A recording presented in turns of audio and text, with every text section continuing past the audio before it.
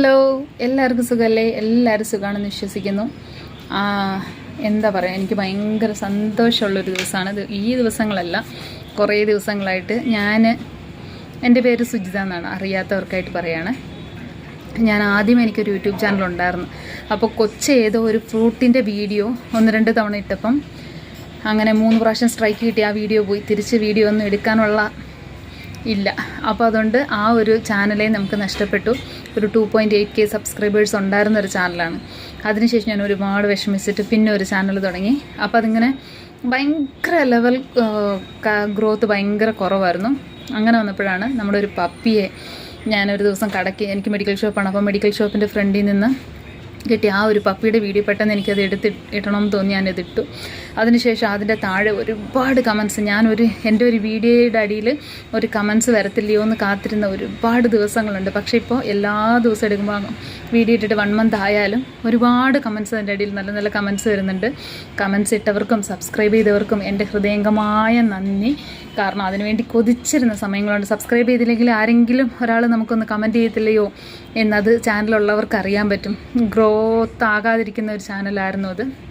അതുകൊണ്ട് എല്ലാവർക്കും സബ്സ്ക്രൈബ് ചെയ്ത് എല്ലാവർക്കും നന്ദി. അപ്പോൾ ഞാൻ ആ ചേട്ടനോട് ചോദിച്ചു, ഒരുപാട് പേര് ഇങ്ങനെ ചോദിക്കുന്നുണ്ട് പപ്പി എങ്ങനെയുണ്ട്. അപ്പോൾ എല്ലാ ദിവസവും ഓട്ടോ നമ്മുടെ ഈ കടയുടെ ഫ്രണ്ടിലാണ് ഓട്ടോ സ്റ്റാൻഡ്.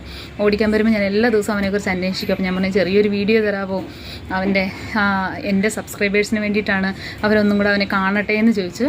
അപ്പം നമ്മുടെ പപ്പിയുടെ വീഡിയോ ചേട്ടൻ അയച്ചു തന്നിട്ട്, ചേട്ടൻ്റെ അച്ഛനമ്മയൊന്നുമില്ല, വൈഫും ഇല്ല, കല്യാണമൊന്നും കഴിച്ചിട്ടില്ല.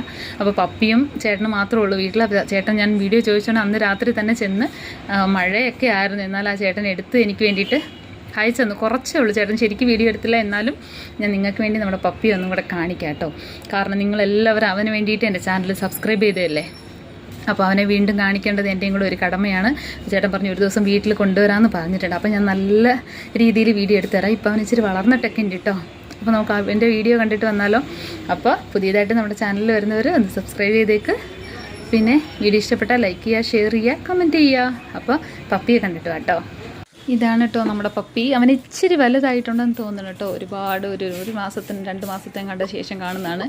നല്ല മഴയുള്ള സമയത്താണ് ചേട്ടൻ എടുത്തേക്കുന്നത് ചങ്ങലയിൽ കെട്ടിയിട്ട് വെച്ചേക്കുക. കാരണം ചേട്ടൻ്റെ വീട്ടിൽ ആരുമില്ല. ഇവൻ 2-3 പ്രാവശ്യം അവിടെ നിന്ന് ഓടി. പിന്നെ ചേട്ടൻ തപ്പി പിടിച്ചാണ് തിരിച്ച് കൊണ്ടുവന്നതെന്ന് പറഞ്ഞു കേട്ടോ. അപ്പോൾ അതുകൊണ്ടാണ് ഈ ചങ്ങലയിൽ ചേട്ടൻ കെട്ടിയിട്ടേക്കണേ. ആൾ നല്ല വികൃതിയാണെന്ന് പറഞ്ഞു കേട്ടോ. നല്ല കളിയും ചിരിയും. ചേട്ടൻ ഈ വീഡിയോ എടുക്കാൻ പെടാപ്പാട് പെട്ടിട്ടുണ്ടെന്ന് എനിക്ക് തോന്നുന്നത്. ഞാൻ ചോദിച്ചപ്പോൾ തന്നെ അന്ന് രാത്രി തന്നെ ചേട്ടൻ ചെന്ന് എടുത്തിട്ടുണ്ട് കേട്ടോ.